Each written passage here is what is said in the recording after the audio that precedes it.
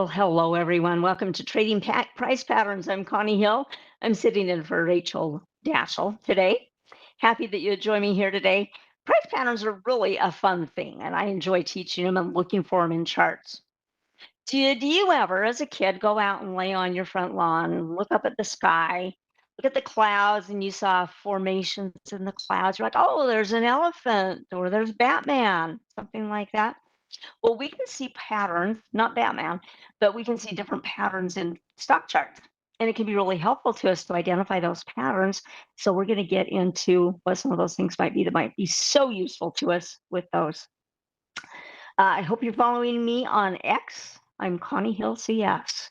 I'll post educational content out there, things that I see in the market, sometimes price patterns. I'll post about price patterns out on my X account. I am joined in the chat by Mike Fairborn. Mr. Mike, good friend of mine, fellow colleague, trading guru of the markets for many, many years. He's here to help back up maybe some questions you might have that I can't quite get to. So we do want to know what those questions are. Go ahead, send them in to us. We're happy to see you there. And you guys, we've got a great bunch here with us this morning.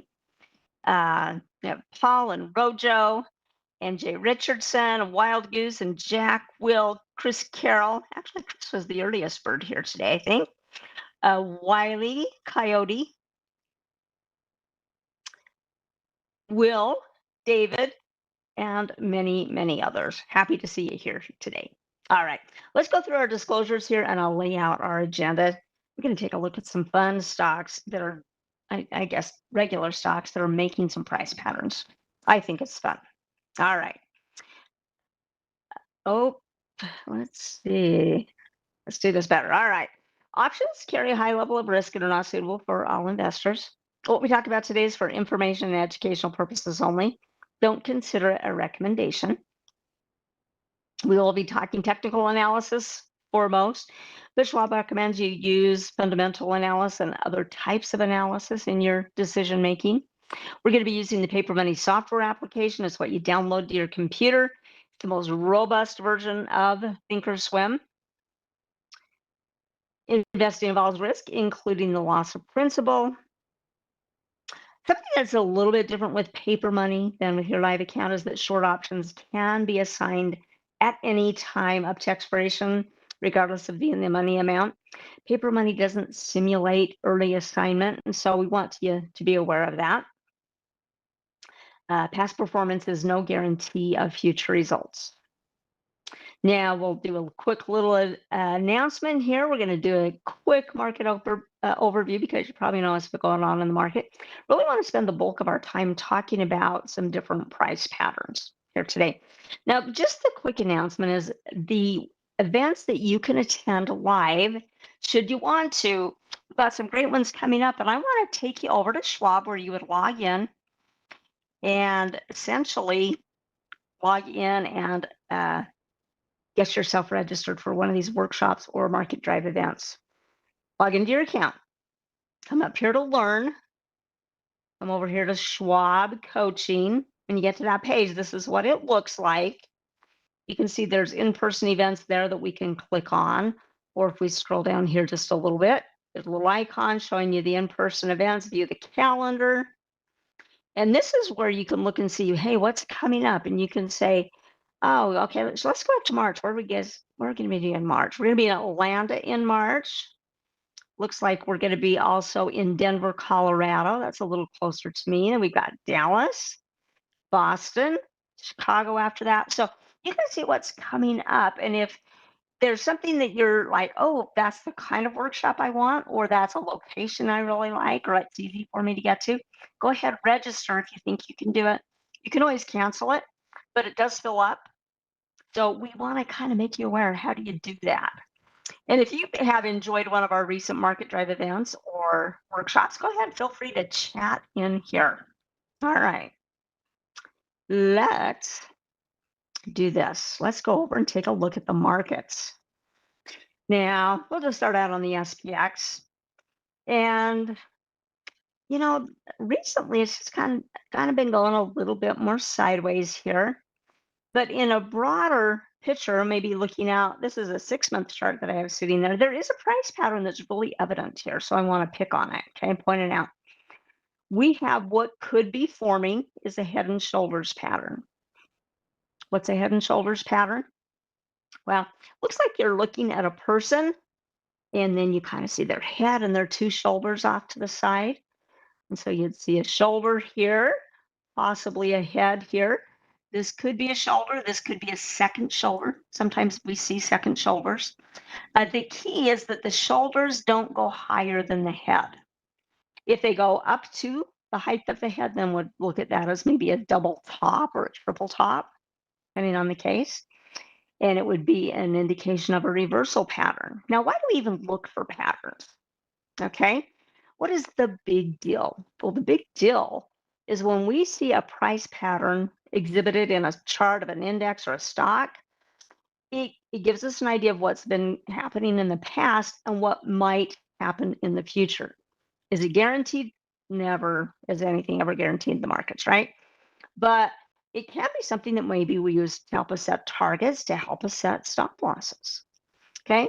So the SPX, while still, had a nice little high here, I think that was back in November, hasn't quite got that high yet. Some people might feel like it's maybe slowing down a little bit. Typically, December's a bullish month. Gone a little bit sideways here so far in the month of December. Well, on this reversal price pattern of a head and shoulders, what would we expect? Well, we might expect it to come down here. And what we're looking for is what we call a break at the neckline. What's the neckline? Well, it's these points right here. Okay. It's an area of support. This one is fairly even, right? Yeah. You imagine where your armpits are. Okay. That's not really a technical chart term, your armpits. If you're looking at the head and shoulders pattern, you see the armpits. That really is your neckline. We look for the index, the stock, whatever it is, to break the neckline to let us know, okay, that is confirmation of the pattern. And now we'll take action, whatever that action happens to be. Would say, all right, maybe we might be looking at more bearish responsibilities. Maybe we're moving up stop losses, things to maybe be a little bit more defensive with our overall trading and portfolio. All right.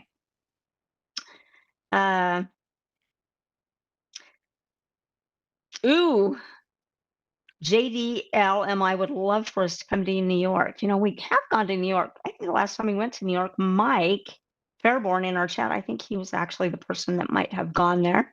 I could be wrong, Mike, but maybe that happened. And I just have a little issue with my mouse here. My share did my share disappear on you guys? Kind of disappeared off my screen. So I'm reshare here. All right, I should be back here.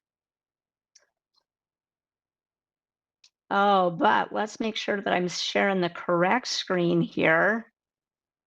Yeah, you guys see the chat already. Let's make sure we share the chart screen with you. There we go. We are back. Not really sure why it kind of fluked out on us, but we're back. Okay. So would we say we're bearish right now just because we see a head and shoulders pattern? No, not really, right? We wait for the confirmation and the fulfillment, basically, of the pattern. Now, the NASDAQ's been kind of similar, right? We could say, oh, shoulder, head, shoulder again. Neckline wouldn't be until down here about the 24 to 10-ish area. All right. Let's look at the VIX. On the VIX, I don't know that we necessarily look at little price patterns on the VIX per se, but we pay a great deal of attention to the support and the resistance on kind of the areas. And it's poking its head up here a little bit the last 3 days, not in an extreme measure, but maybe just kind of popping up a little bit, seeing a little bit of volatility around in some pockets of the market, but not necessarily market-wide. We get big spikes in the VIX. That's when we see really some widespread selling off or bearishness in charts and whatever. Okay. That's kind of a little bit of an outlook. Now, let me go back to the SPX for a minute. When we see a price pattern in the index, like Head and Shoulders. Sometimes we'll see it in a lot of stock charts. I'm not seeing a lot of Head and Shoulders right now in stock charts, but it's not uncommon. If you pull up maybe your watch list, that you might see whatever the dominant pattern is on the index could be occurring in those stocks. So we'll say on the NASDAQ as well, a Head and Shoulders pattern. Maybe some of those tech stocks, you'll start to notice that that pattern is there. All right. JDL, I'm going to let Mike handle your question there. All right. Well, let's take a look at, well, let's talk about some different flag patterns. We're mainly going to focus on two patterns here today. And I'm going to do my best artist rendition. It's not that great, but first pattern that we see very commonly, and sometimes traders really like this pattern because it's a shorter term pattern, is what we would call a flag pattern. And a flag pattern is a bullish flag as we have an upward trending stock. So we use the SPX here. And we might look at this and say, whoa, look at that sharp vertical move up. That looks like a flagpole. Okay, flagpoles do not go along like this. All right, flagpoles are sharp. They're pop, pop, pop. And then we see a little consolidation. Okay, so in here, we're seeing basically a little bit of a flag pattern, even though we might also be seeing a Head and Shoulders pattern. We'll see. We'll see which one it actually is, right? And when you see that consolidation, we wait for the breakout. And typically we think if it's a previous bullish trend, we're looking for a breakout on the top side. And we think it might go the height of the flagpole here. Okay. Let's just start with that particular pattern there. And let's take a look at a couple of charts. Let's take a look at CSTL. Oops. And let's just get back on our that. All right. CSTL. What do you guys see there? What kind of pattern might you be seeing there? You know, it's interesting. Some stocks will display a pattern and then sometimes they repeat that pattern. So, like sometimes stocks will have flags and they kind of repeat the flags. So, we might be seeing a little bit of a vertical sharp move here. We might be seeing a flag, and sometimes it goes flat, right? Sometimes it kind of comes back like this for the flag formation. This one's kind of a flat flag, and then we wait for it to break out. As I'm looking at this, probably this day right here was the breakout candle. And then some people might look at this and go, oh, well, we've got a bit of a flagpole here, and then maybe some consolidating flag here. Now, let's talk about some criteria that we want to see to make sure it's a valid flagpole and flag. One thing is on the pullback or this consolidation of the flag, we don't want it to go all the way back down the flagpole. Say we're looking at this initial flagpole. We have that straight vertical move, and it kind of went sideways and down maybe a little bit. But if it comes all the way back down the flagpole, it's not a flag. Okay. If it goes more than 2/3 to 3/4 of the way down the flagpole, then it's retraced too far. We say, fine, it's not a flagpole, not a flag breakout. Okay. But if it comes back, you know, maybe it flags halfway or something, yeah, that very well could be a valid flag breakout. And so we want to look for some elements that are common when we look at these patterns. Now, as I look at this, this is kind of funny. I'm seeing a rocking chair horse. Have you guys seen a rocking chair horse here? That's not really a pattern we see in charts, but it was something I was just seeing there on the chart. All right, next up, let's look at LEG over here. Get rid of my little marker. LEG. What have we got going on here? Got a 6-month chart. I'm going to broaden this out a little bit. Maybe let's just take a look at the last year. It was kind of a wide pattern. And initially, it came up because possibly we have a flagpole here, and sometimes they can have gaps in the flagpole. Sometimes people will count the gap, sometimes people won't. I don't mind counting the gap in a flagpole. So this would be a really pretty steep flagpole if we use Thinkorswim's drawing tools. We went up here. We're maybe seeing a consolidation of the flag. And what might be seen today? Yeah, we might be seeing a breakout of that flag consolidation. Now, I want to point out another price pattern here on the chart. And if you see it, go ahead and chat in and tell me. Okay. On this one, let's see. Chris thinks there's a hold forming, close above the high of the low day. Kind of looking like that here today as well. Bounce off of support. Laura says, yeah, I'm going to say all of the above. Yes, it's doing that. What else do I have drawn in here, though? We've got some horizontal resistance here. That looks like to be 1075 on this stock. And then we have the low points getting a little higher, little higher, little higher. It's actually forming there an ascending triangle formation. Well, what do you do if you see multiple patterns in the chart? Just note that there are multiple patterns in the chart. And maybe one of them will come to fruition. We don't really know which one might be the one that comes to fruition, right? Might be the bull flag, might be the ascending triangle, might be both, might be neither of them, okay? Now, we talked about briefly the height of the flagpole, or what that runs is the expected move in the stock. So we're going to draw it out here from that perspective. I'm going to scrunch my legend. What is that called over there? Yes, it is a legend. I'm going to duplicate my drawing, and I'm going to take that flagpole. And there's two places you can put it. You can put it right here at the breakout, and that makes a more aggressive target. Or if you're like, oh, let's be a little bit more conservative, you can bring it down to the bottom edge of this flag pattern, and it makes a little bit more of a conservative target. And so a technical trader would say, okay, that's the next expected move. Doesn't mean it's going to go there, Johnny, on the spot, tomorrow, the next day. But that's the expectation of where we might expect the stock to go the next move.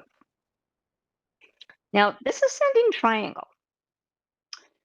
On triangles, we use the height of the triangle to determine where a target might be. So in this case, let's use our Thinkorswim tools. I like to go to the second point in on the triangle. Well, what's the second point in? I consider the second point where the first point of the second line is. So I would consider this kind of like this green candle here. I'd consider it the second point of the triangle. So I'm going to click. I'm going to go straight up. And I had chosen the price, the trend line tool. Okay.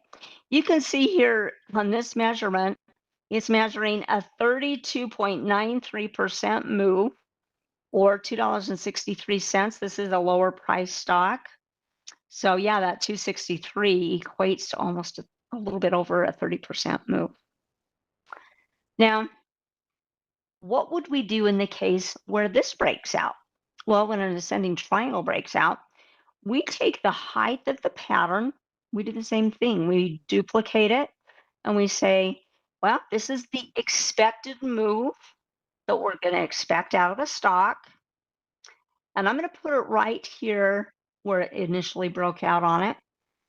Now, interestingly enough, that ascending triangle amount is not necessarily as big as the flag pattern. So what could a trader do? Trader, knowing that these are the couple of patterns that are here, might say, well, maybe this is, target number one up here to the top of the flagpole area. Number two, maybe the top of the ascending triangle. Before maybe that third target that is a little bit more aggressive and quite a ways up there. Okay. How long is it going to take the stock to maybe get there? Well, if they checked in with us and told us, that would be really nice. But sometimes what we might say is, well, the amount of time it took to create the pattern might be the amount of time it takes to actually get there. In this case, the ascending triangle took a long time to form, right? From say August to November, we're talking about 4 months here. However, it might take 4 months. It might go a little bit faster than that. Now, I am noticing in the chat that we've got a survey here today. From time to time, we will take a survey. and we'll kind of get your feedback, see what you're thinking about this particular session that we're having here today, and get your feedback. There's two simple, easy questions. You go plop 1 to 10, plop 1 to 10, what you think. And then there's a couple questions if you want to use them to answer, like, what would you like to see in this class? And when it's a class that's for myself, I always encourage you to communicate. If you want to use it to communicate something to me, like, can we talk about this in our next class? Or this is something I'm struggling with, let me know. Okay. If it's something specific for price patterns, I can, you know, send that feedback on to Rachel so that she might be able to incorporate it into some upcoming classes. Okay. So feel free to use that space. We love it when you take the time to do that for us. Obviously, the class isn't over, but if you click the link, it'll be active. And Mike and I will remind you when it at the end of our class here. Now, Shane's seen a mailbox. Oh, look at you. Looking like a mailbox here and the flag on the mailbox. Very nice. I can see that there as well. All right. Now, G.A. Taylor wants us to look at a Dow position that Rachel opened 2 weeks ago. Do you know, actually, J. Taylor, I'm not going to be able to do that. I'm in my paper money account. I am not in Rachel's paper money account, and I have not been monitoring her trades. So I'm not going to be able to do that. I apologize for that. I had been teaching you that. That might be one of the ones we follow up on. Okay. Well, as far as leg goes, Leggett and Platt, let's go make a trade on it. Okay. This trade might take a little bit of time to actually get to the target. Okay. What we're going to do here is we're going to say that maybe let's use not this entire flagpole, but maybe let's use the top of the ascending triangle as target one. That looks to be about, that says $3 or $13.34. So let me just write that in my margin. 1334, I think that says. So that's going to be target one. Target two, we'll have it be for the higher target. And let's put that says 1429. Let's go to 14 and a quarter. Okay, we'll not be too greedy on it. We'll just say a little bit less than what that value is right there at the top. Okay. And this is a lower price stock. We can buy a little bit more shares in our account. So what we're going to do, we're going to buy 200 shares. We're going to put a target here at 1 at the 1334. We're going to put a second target here at 14 and a quarter. But what about our stop loss? The stop, technically, yeah, it's going to end up being very similar for these, but let's talk about it. If we see a breakout of a flag and it kind of comes and settles back down into the flag consolidation area, we want to get out. It's like, that's a failed breakout. It's a fake out, not a breakout. And so if you've got on a shorter term trade, you're just kind of like going to trim your loss pretty quickly. In this case, you don't always have an ascending triangle horizontal line here. In this case, because we do, we're going to use it. We're going to go a little bit lower than the flag zone. We're going to go a little bit lower below, say, this horizontal area. And that looks to me about what that says about 1065 or so. Let's grab our calculator here. And with our calculator, let's do this. Drag it over here. So let's do 1075 times 0.93, because that gets us 3% below it. 0.97 gets us 3% below it. That's 1042. So if it gets down here to about 1042, we're going to say, it's broken down below the ascending triangle breakout zone, and it's also going below the flag zone. Okay, so we're going to put 1040. Is that 1042? Let me check it out. 1042. Make sure I'm right. After all, want to make sure we get it right. Now, this is a great question. Is it halfway down the pole a reasonable place to put a stop loss? Let's suppose that it is going half the way up the target. Certainly you could put a stop loss here and adjust it as it continues to go. If you wanted, you don't have to wait. Like this one's really long to the midpoint. You might not want to wait till the midpoint. But for example, let's suppose you get up here to the kind of the most recent high that it had, and it surpasses that. Sure, you might consider putting a stop there. You can be very active with a stop loss when you're in a trading scenario. And you feel like, it's made a decent move on me. I want to capture some of that move. Absolutely. Halfway down the flagpole could be just fine as well, because ideally we don't want the flag consolidation. If it were to consolidate again, we don't want it to go more than halfway down the flagpole. All right. Let's see. Somebody's looking for some help here. Clicking on the gear. Oh, Alex is saying I don't even have the bar on mine. The bar. Sure what you mean by that, Alexandra. I'm going to let Mike help you out with that. What is that bar that I have behind the line tool and some studies in there? I do have a toolbar that I created here, and all of you can create your own personal toolbar. I put out some of the things I use the most. If you don't have one set up, I've made a tutorial on how to do that. If you go out to our quick links or our quick bites, I think we call it, short videos, I've taught you how you can build your own. But basically, come in here and say my tools. Your default starts out as off, and then I change it to on each chart. And then after that, you can go in and build the different ones that maybe you use a lot for that toolbar. Okay. I'll show you in a moment where that comes from. Let's get our trade in here. All right. Let's go to leg or the trade tab. We're not going to worry necessarily about doing an option trade. We're going to just do a stock trade. We're going to start out with 200 shares. Nice narrow bid ask spread, lots of volume here. We're feeling fairly safe about that. Let's kind of clean this up a little bit. Let's go 200 shares. And we're going to put in those two targets, the ones that I wrote out here in the margin. Okay. So we're going to choose a first triggers OCO, which stands for one cancels other. And actually on this, we're going to be a little trickier than that. We're going to go, let's go first triggers to OCO, and I'll show you why. Yeah, first triggers to OCO. So we have our order for 200 shares here. And then what I'm going to do is I'm going to create an opposite order, but I'm going to change the quantity to it to 100. Okay, you'll see the reason for all of this in a moment.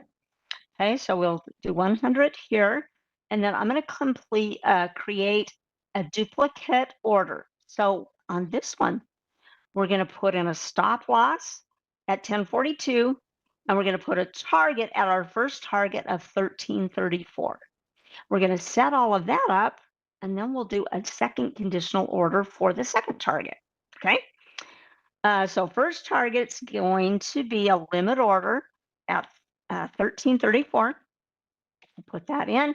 We do want it as a limit order. We want it to be a GTC. We're going to change this little guy. Oh, it's not liking it yet. It wants me to create these other ones. All right, let's go to create duplicate, create duplicate. Let's see if it'll let me change it now. Oh, I'm clicking on the wrong field. No wonder. Okay, we want this to just be a stop loss. We're going to put in the price, right? We're going to put in the price of 10.42. If it goes that low, not a true breakout for either pattern. And of course, we're going to make this good till canceled as well. Now we're going to go down and do the second order of that one cancels other. And what we're going to do, we're going to put in the same stop loss price. So we're going to change this to be our stop. And this will keep it a limit price. This is going to be our second target. Our second target is at 1425. And it kind of looks like, did I stick that in the wrong spot? I may have done that in the wrong spot. This actually should be 1042, our stop price. This is going to be our first target, 1334. Maybe I didn't hit the enter key or something on that. So here's our enter price. Here's our first target. Here's our first stop. 1425 is going to be our second target. And the same number here, we're going to put 1042 is our stop. And of course, we're going to make good till cancel, good till cancel, and good till cancel. And we expect this to just fill right away. So we're good to just have it as a day order there. So what is that going to do for us? Well, it's going to take out 100 shares and kind of say, okay, if you hit that price, book the profit. We're going to take those shares and see if we get up a little bit higher to the other target. Meanwhile, we can always be working our stop loss order. We can always be cinching it up. If we see some good progress in the start, say you're up 15% on the trade and you're like, I like that kind of progress. Or let's say it is halfway up the flagpole. You're like, yeah, I kind of want to start putting some stop losses there and cinch it up because we don't really know if it's going to go to that target. We'd love for it to go there, but it's never guaranteed that it's going to go exactly there. All right. Let me see what kind of questions you might have there.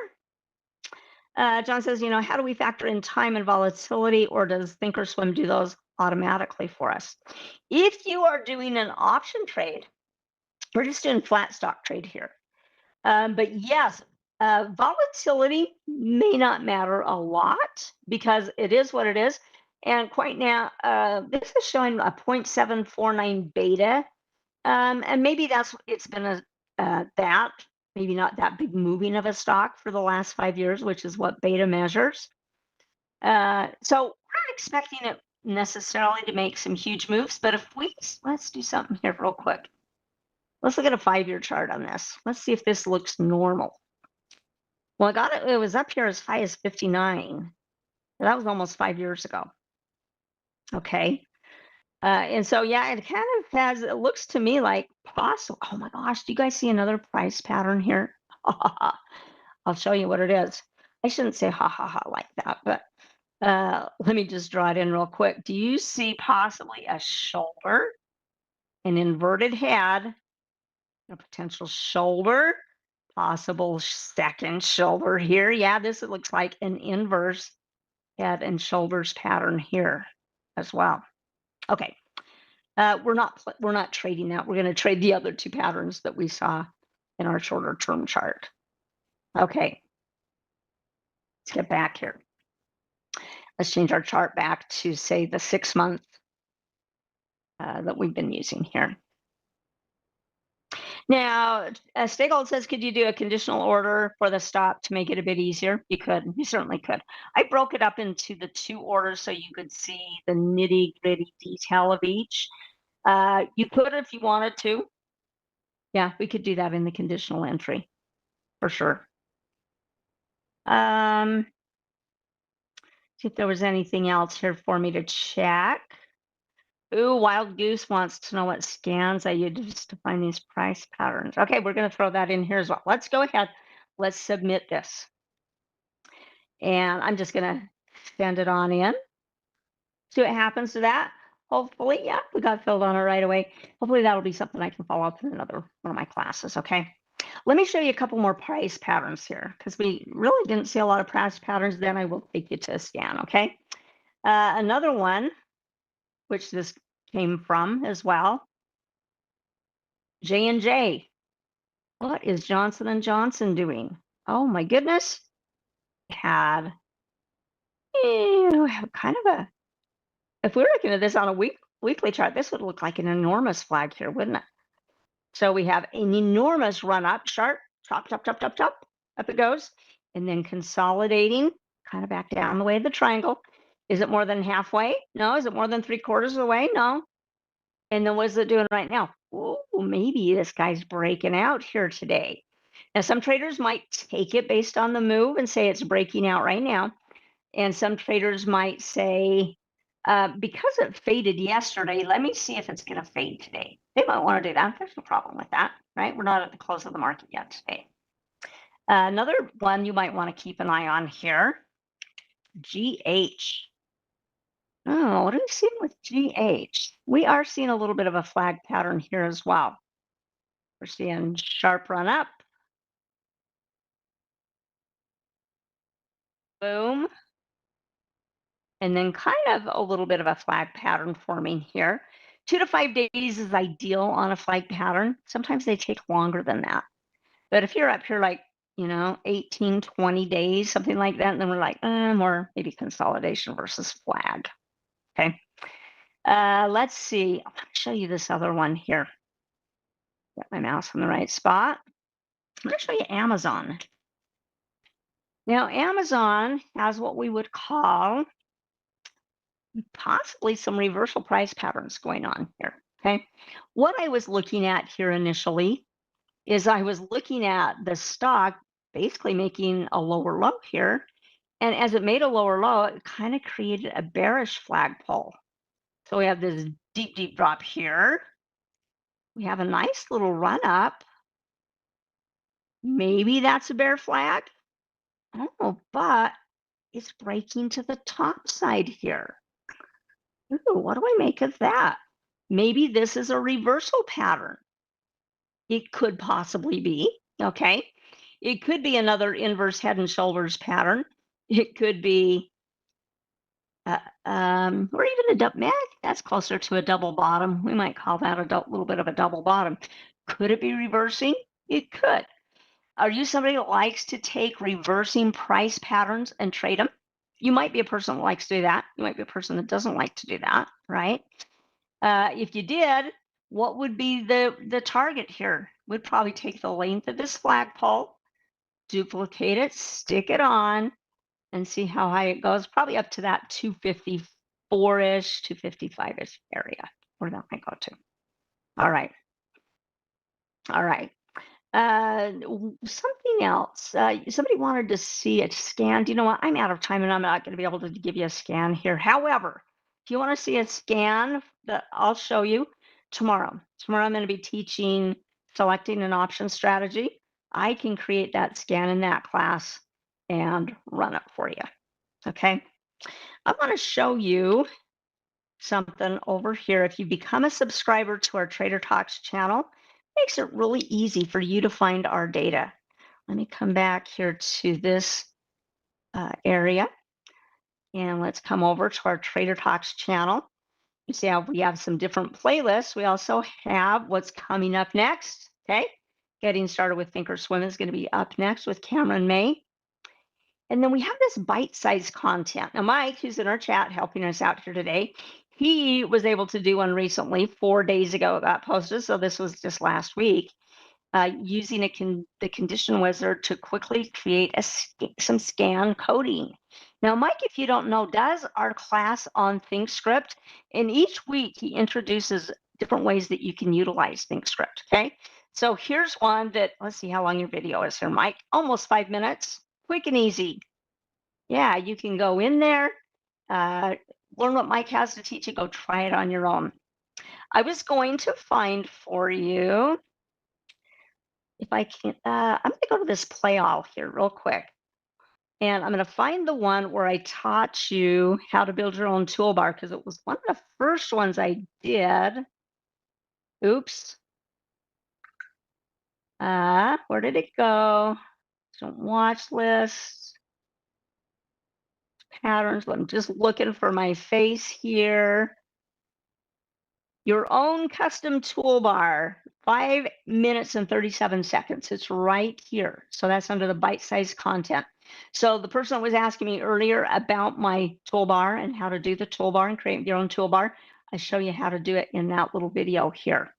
So if you click on that little blue subscribe button that looks like YouTube, when you click on that, that subscribes you to our channel, allows you to just find our content so much easier than trying to, try to pick it out on YouTube things, okay? If there's something you're looking for a particular topic on, for example, say you wanted to know about the toolbar and you wonder if there's videos that have been done on toolbar, I'm just going to put toolbar in here. That might even be a faster way to find that video that I just showed you, okay? How to quickly create your own custom toolbar. All right. Is there a scan for the Golden Cross? Some people might have one. I don't. I don't think I have one. I have a 520 crossover. I don't have a 5200 crossover, but somebody could easily create that. Okay. Let's see here. I think we've caught most of the questions here. Yeah, I think we have caught most of the questions here. My time is almost up. One other thing, let's go look at a couple more price patterns since we have just a quick moment, okay? I did, I'll show you that scan in my tomorrow class. It's a scan specifically to help find bullish flag patterns, okay? I'm gonna make myself a note there, but I wanted to show you another price pattern as we wrap up here. JP Morgan, JPM. What has it got going on here? It's got that ascending triangle where the low points get a little bit higher, and then it has an even top right up here. Well, there are three ways you can trade an ascending triangle. One is usually you're waiting for the breakout here above that resistance. That's usually the most common entry. However, there are a couple of other entries. Kind of a second entry is if it breaks out here and you're like, I'm chasing it, you can wait for it to come back, retrace. Sometimes they do, sometimes they don't. Retrace down to the support area, get in on a bounce. That would be entry number two. Entry number three would be this. If there's a lot of space between it bouncing off this diagonal line up to the horizontal line, there's a decent amount of room, and you're like, hey, that might make a nice little swing trade. You can do that one here as well. Okay, that was the last little point I wanted to get out to you on those triangles. All right, you guys, my time is up. I've got to get out of Dodge. So just as a quick reminder, there's a survey out in the chat. We always appreciate it when you take the time to do that survey for us. Follow Mike and I, Connie Hill CS, Mike Fairborn CS. And if this is helpful to you today, go ahead and hit the like button. That helps other traders and those that are out searching for content. It helps them find our content a lot easier, and a little bit here about price patterns. All right, you guys, thank you so much. Coming up next, I told you, what was it? Cameron May getting started with Thinkorswim, I think it was. All right, we'll see you back here at the top of the hour. Bye-bye.